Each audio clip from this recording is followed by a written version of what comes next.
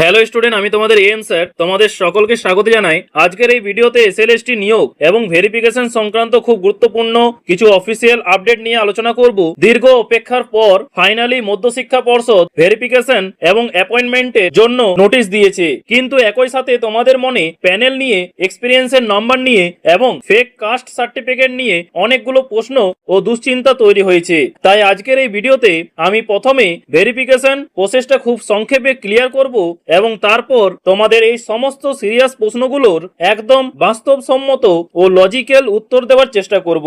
তাই যারা এই মুহূর্তে চিন্তায় আছো তারা ভিডিওটা একটু শান্ত হয়ে শেষ পর্যন্ত দেখো। সবার প্রথমে ভেরিফিকেশনের বিষয়টা ক্লিয়ার করে দিই। মধ্যশিক্ষা পর্ষদ অফিসিয়ালি নোটিশ দিয়েছে যে 62 জনকে পিবিআর মানে পুলিশ ভেরিফিকেশন ও মেডিকেলের মাধ্যমে অ্যাপয়েন্টমেন্ট দেওয়ার জন্য আগামী 2 মার্চ ডিরোজিও ভবনে উপস্থিত হতে হবে। এছাড়াও নতুন লিস্ট অনুযায়ী 5 মার্চেও ভেরিফিকেশনের জন্য ডাকা হয়েছে। এখানে একটা খুব ভাইটাল পয়েন্ট মনে রাখবে, সেটা কি যে নতুন নোটিশে কিন্তু পিবিআর ফর্মটা অ্যাটাচ করা নেই। তোমাদের প্রথম যে নোটিশটা বেরিয়েছিল সেখান থেকেই কিন্তু পিবিআর ফর্মটা কিন্তু ডাউনলোড করতে হবে। তাহলে প্রশ্নটা হচ্ছে যে কি কি নিয়ে যাবে? 11টি ডকুমেন্টস তোমাদের সাথে রাখতে হবে। পিবিআর ফর্মের 3টে সেট নিজে ফিল আপ করে কোনো গ্যাজেটেড অফিসারকে দিয়ে অ্যাটাস্টেড করাবে। এর সাথে এসএসসির অ্যাডমিট কার্ড, রেকমেন্ডেশন লেটার, আধার বা প্যান কার্ড, কাস্ট ও ডিসেবিলিটি সার্টিফিকেট যদি থাকে, ঠিক আছে, তাহলে কিন্তু দিতে হবে। তাছাড়া 2 হচ্ছে কপি কালার পাসপোর্ট সাইজ ছবি, মাধ্যমিকের অ্যাডমিট কার্ড, পোস্ট গ্রাজুয়েশন এবং বিএড এর ফাইনাল মার্কশিট ও সার্টিফিকেট, ঠিক আছে, এবং বিবাহিত হলে ম্যারেজ সার্টিফিকেটও কিন্তু নিয়ে যাবে। সমস্ত ডকুমেন্টস এক সেট করে অরিজিনাল এবং এক সেট করে ব্লু বল পেন দিয়ে করা সেলফ অ্যাটাস্টেড জেরক্স কপি অবশ্যই সাথে রাখবে। এই সব ডকুমেন্টস কিন্তু তোমাদেরকে নিয়ে যেতে হবে, ঠিক আছে, এটা খুবই গুরুত্বপূর্ণ। এবার আসি সেই সমস্ত বিষয়গুলোতে যেগুলো নিয়ে এই মুহূর্তে তোমরা সবচেয়ে বেশি চিন্তিত।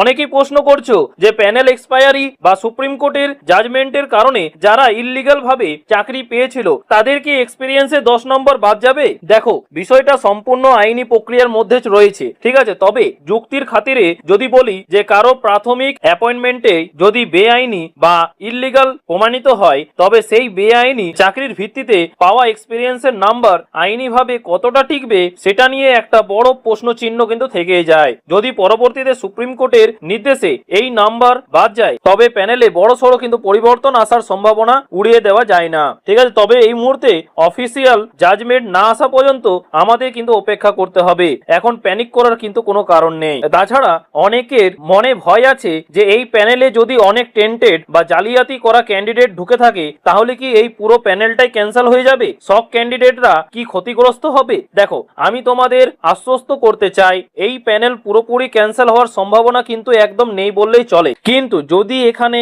ম্যাক্সিমাম যদি তোমরা যেটা দাবি তুলছো যে এখানে কিন্তু টেন্টেড ঢুকে আছে, তাহলে কিন্তু এটা একমাত্র সম্ভব মহামান্য সুপ্রিম কোর্টের নির্দেশেই কিন্তু এটা সম্ভব যে গোটা প্যানেলটা কিন্তু আবার পরবর্তীকালে বাতিল হওয়ার। না হলে কিন্তু এই প্যানেল কিন্তু বাতিল হওয়ার সম্ভাবনা নেই বললেই চলে। কেন বলছি? কারণ হচ্ছে যে মহামান্য সুপ্রিম কোর্টে আগেই বলা হয়েছিল এই প্যানেলটা কিন্তু দুটো পার্টে কিন্তু পরীক্ষা নেওয়া হোক, ঠিক আছে।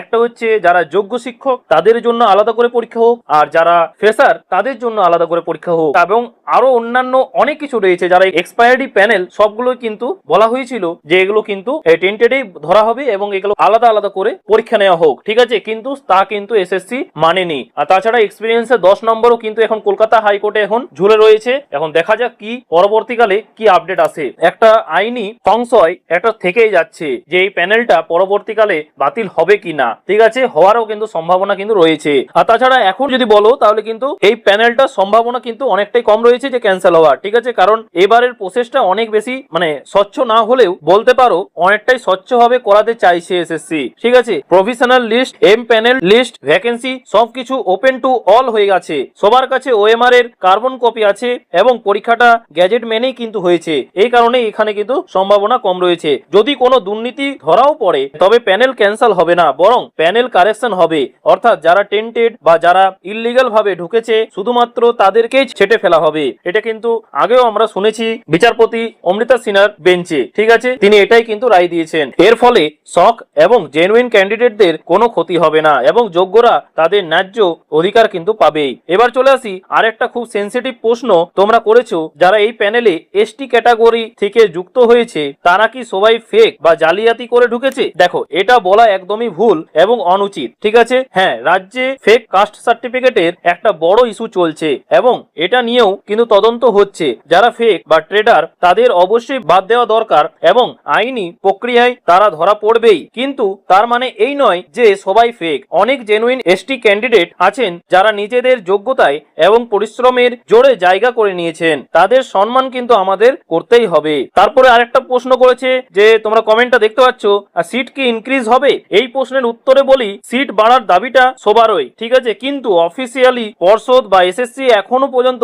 সিট বৃদ্ধির কোনো বিজ্ঞপ্তি দেয়নি এবং পরবর্তীকালে যে এটাও বেরোবে, মানে এটাও কি বৃদ্ধি হবে সেটাও কিন্তু নয়। ঠিক আছে, আমি আমার মতে, যদি আমার ব্যক্তিগত যদি মতামত নাও, তাহলে কিন্তু সিট বৃদ্ধি হওয়ার সম্ভাবনা নেই বললেই চলে। তাই অফিসিয়াল নোটিশ না আসা পর্যন্ত এখনো পর্যন্ত কিন্তু অপেক্ষা করতে হবে। আর তাছাড়া আরেকজন কোশ্চেন করেছো যে যারা সাইটে 60 পেয়েও চাকরি পাওনি, ঠিক আছে, তাদের হতাশা আমি কিন্তু বুঝতে পারছি। আমাকে কোশ্চেন করেছে তারা আমরা এখন কি করব, ঠিক আছে। তো তাদের উদ্দেশ্যে বলে রাখি, এখন কিন্তু পরবর্তীকালে একটা বিজ্ঞপ্তি বেরোতে চলেছে। তোমরা জানো বিপিএসসি 4.0, ঠিক আছে। এই বিপিএসসি 4.0 তে কিন্তু ডোমিসাইল করা হয়েছে আমরা জানি, ঠিক আছে, কিন্তু তোমাদের এখানে কিন্তু একটা বড় সড়ো সুযোগ রয়েছে। কেন বলছি? কারণ হচ্ছে এখানে যদি তোমাদের 5000ও যদি নিয়োগ করা হয় জেনারেল ক্যাটাগরি থেকে এবং বাইরের স্টেট থেকে, তাও কিন্তু এখানে বড় সড়ো একটা সুযোগ রয়েছে। তোমরা অবশ্যই এক্সাম দেবে এবং ফর্ম ফিল আপ করবে। এখনো পর্যন্ত কোনো বিজ্ঞপ্তি আসেনি আমাদের কাছে, কিন্তু আমাদের যতদূর জানা আছে 46,000-এর কাছাকাছি কিন্তু ভ্যাকেন্সি বেরোতে চলেছে। তোমরা যারা জানো না এই বিষয়টি নিয়ে, তোমাদের জন্য অবশ্যই কিন্তু পরবর্তী ভিডিওতে কিন্তু আমরা নিয়ে আসতে চলেছি যে তোমাদের এখানে কতটা সুবর্ণ একটা সুযোগ রয়েছে